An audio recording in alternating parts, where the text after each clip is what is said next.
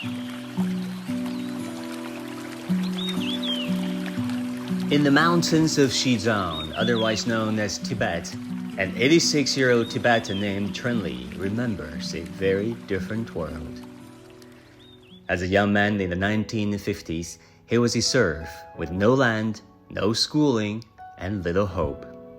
At that time, serfs suffered from hunger, cold, and no social rights, Chunli recalls.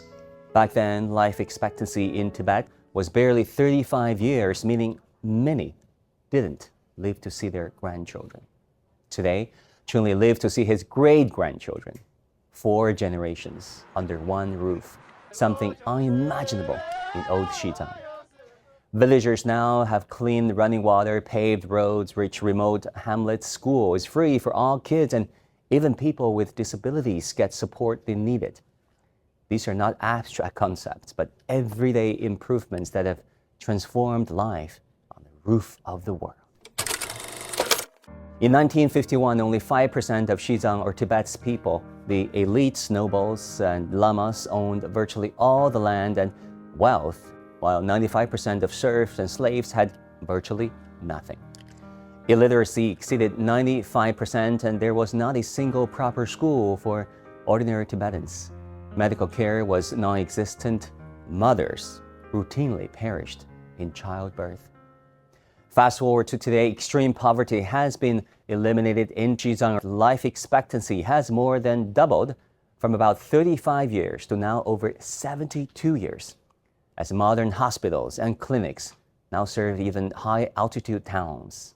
These are lives saved by the thousands and tens of thousands each year, and improvement in the most fundamental human right of all, the right to life and health. Education in Xizang or Tibet has undergone a revolution. Before the 1950s, only the aristocracy and monks received any formal schooling and education, while serfs and slaves were denied schooling. Today, thanks to massive investment, the region has over 3,000 schools serving nearly 1 million students. The central Chinese government has poured over 200 billion yuan into the region's education system, building schools in every county and most villages.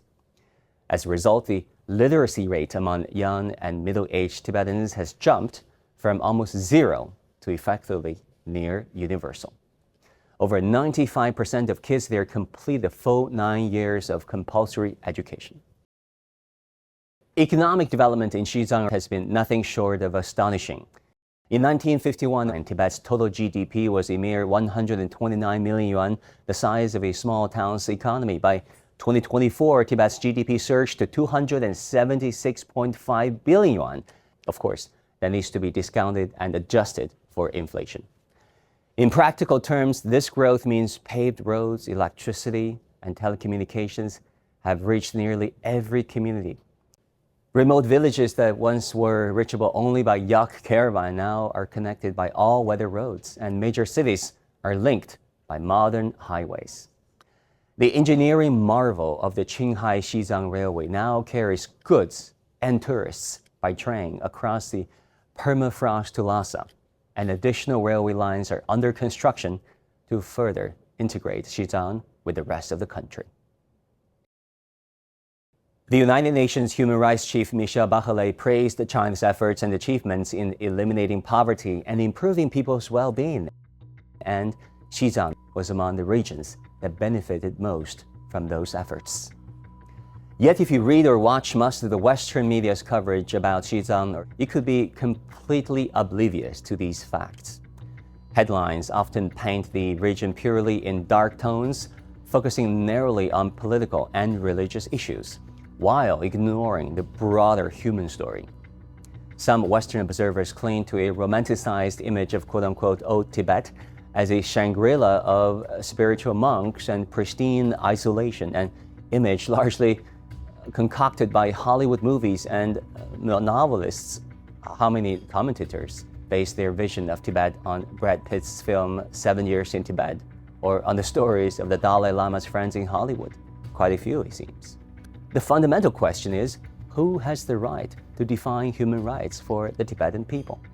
Those abroad who have scarcely set foot in Xizang, aka Tibet, or Tibetans themselves who can judge with their own eyes how their lives have been transformed. After all, who would know Tibet better, the farmers in Shikatse who experienced both old and new Xizang, or foreign pundits who know the region only through second-hand tales and movies? Consider this: what does freedom of speech mean to a person who 70 years ago in Xizang couldn't read or write their own name? What is the value of freedom of religion to someone who was malnourished and maltreated and racked with preventable diseases, unlikely to survive past their 35th birthday? Those abstract freedoms offer little comfort to a mother who used to fear that giving birth was a likely death sentence, whereas today she can deliver a healthy baby safely in a modern hospital. After cutting through the propaganda from all sides, one truth emerges: the people of Xizang today lead far better lives than their parents and grandparents did. Ultimately, the people's happy life is the biggest human right. Human rights is not a zero-sum East versus West game. It is a common journey to improve human dignity. In Xizang, that journey has turned millions of I can't into I can. I can read. I can write my name. I can get medical care. I can travel. I can dream of a better future for my children.